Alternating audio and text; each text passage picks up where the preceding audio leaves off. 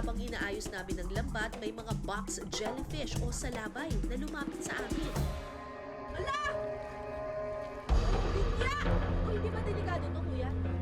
Ang box jellyfish ay isa sa pinakadelikadong klase ng dikya, kaya naman kailangan ng ibayong pag-iingat.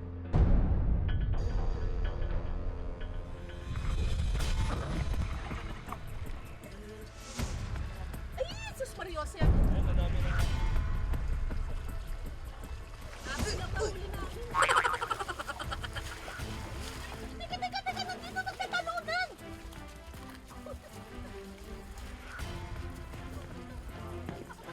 Daming dikya eh!